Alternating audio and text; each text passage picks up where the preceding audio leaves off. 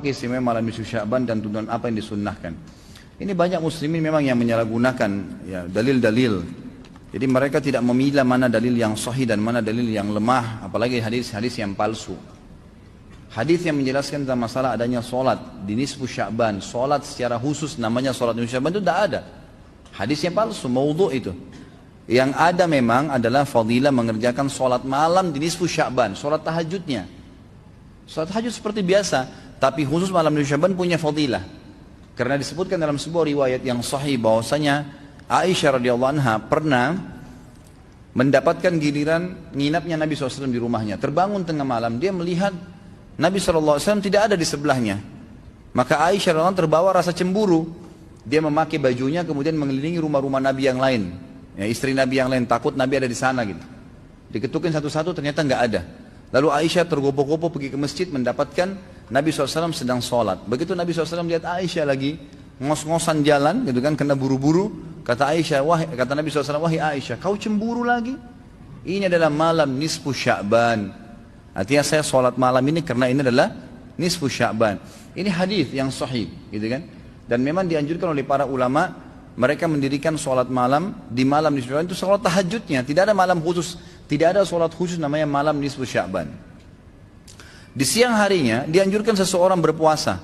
Karena Nabi SAW memperbanyak puasa. Terlebih lagi nisfu Sya'ban itu ya kenanya malamnya itu berarti puasa tanggal 14. Kalaupun nisfu Sya'bannya malam hari ke-15. Dan kita tahu ada puasa Iyamul Bid.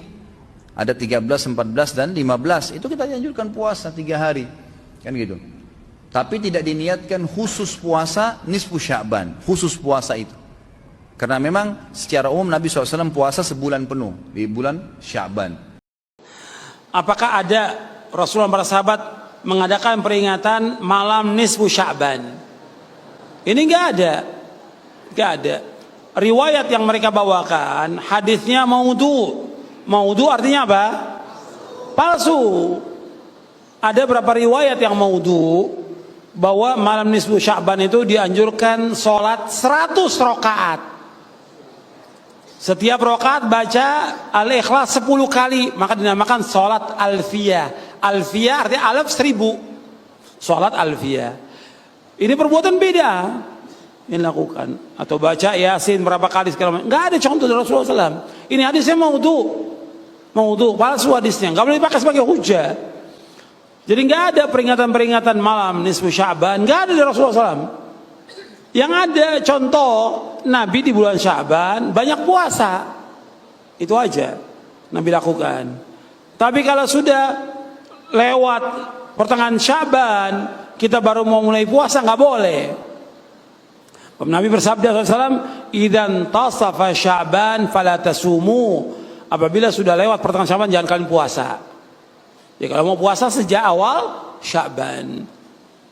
Dan Nabi puasa paling banyak ya bulan Sya'ban, setiap hari sampai menjelang Ramadan. Jadi 2 hari sebelum Ramadan ya kita berhenti. Sebab kata Nabi, nggak boleh kita mendahulukan Ramadan sehari puasa atau 2 hari puasa, nggak boleh. Juga nggak boleh kita melakukan puasa di hari yang syak, yang ragu, nggak boleh.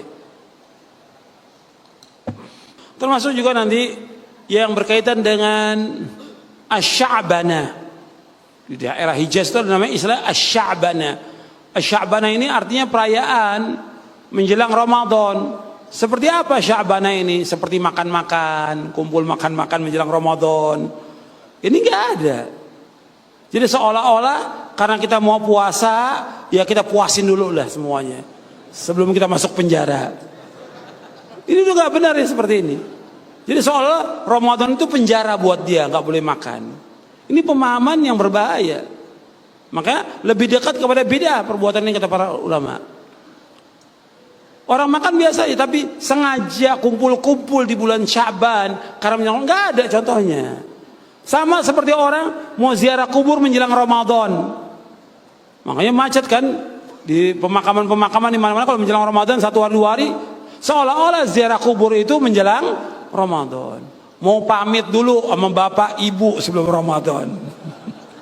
Nggak ada dalam Islam. Nggak ada. Ziarah kubur dianjurkan kapan waktu saja. Tapi menetapkan waktunya menjelang Ramadan jadi beda.